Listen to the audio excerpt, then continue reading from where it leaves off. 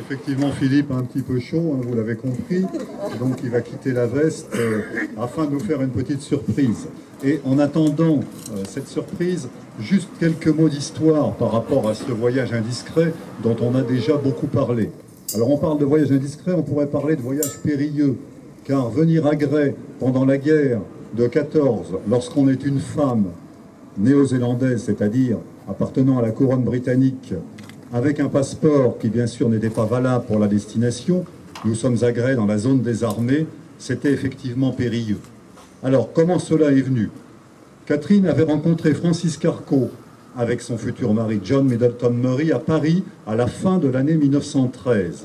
En effet, il s'était installé quelques mois sur Paris et John Middleton Murray espérait pouvoir vivre en envoyant des articles au Times sur la nouvelle génération littéraire française.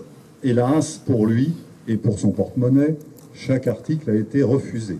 Si bien qu'au cours de l'hiver 1914, le couple a été obligé de rejoindre Londres après avoir vendu aux enchères et à quelques amis de Carco les livres et les meubles dont il disposait.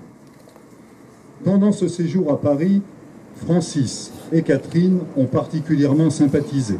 En effet, le poète qu'était Francis, ce poète des mauvais garçons, des bas-fonds, des apaches, comme on appelait un petit peu la pègre parisienne de l'époque, a initié, on pourrait dire, Catherine à toute cette vie souterraine de Paris et l'a entraînée dans tous les mauvais quartiers, aux heures un petit peu troubles, à la fin de la nuit, dans les matins brumeux, et elle a pris un réel plaisir à sa suite pour découvrir ces lieux. Après le retour en Angleterre, on peut supposer que Catherine a un petit peu oublié Francis, mais le contraire n'était pas vrai. Francis ne l'a pas oublié. Il écrivait à John dans un premier temps. Et puis très vite, cette correspondance avec la déclaration de guerre a pris une dimension, on va dire, plus passionnée. En effet, la correspondance écrite à Francis était désormais adressée à Catherine. Il fallait être capable de lire entre les lignes ce qu'elle savait fort bien faire.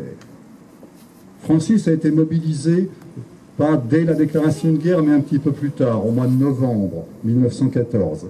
Il a été affecté à Besançon. Francis avait fait son service à la 16e COA, commis ouvrier d'administration, et il était wagmestre, c'est-à-dire facteur. Il distribuait le courrier aux armées. De Besançon, il a été nommé à Grès, à la gare de Grès, plus précisément un petit peu plus sur la route en direction de Dijon, ce qu'on appelait les magasins généraux, où il y avait plusieurs boulangeries militaires, dont effectivement une boulangerie gérée par la section de Francis. Et Francis, tous les jours, venait à la gare de Grès. Et il a eu l'idée folle d'inviter Catherine à le rejoindre. Il lui a envoyé des courriers de plus en plus passionnés, si bien que petit à petit, elle s'est prise au jeu et elle a eu l'idée de le rejoindre. Donc elle a commencé bien sûr de venir de Londres à Paris. Francis lui avait laissé la clé de son appartement du 13 quai aux Fleurs, et de là, elle a pris le train un beau matin, le vendredi 19 février 1915, à 8 heures précisément à la gare de l'Est, pour se rendre à Grès. C'était le début des difficultés, changement à Chalindrey, et arrivée bien sûr à la gare de Grès, contrôle militaire, mais madame, votre passeport n'est pas valable pour cette destination. Mais, on ne sait comment, le charme opéra, et elle est parvenue quand même à sortir de la gare. Et c'est là, je pense, que notre ami Philippe, qui a quitté sa veste, va pouvoir, dans quelques instants, nous en dire plus.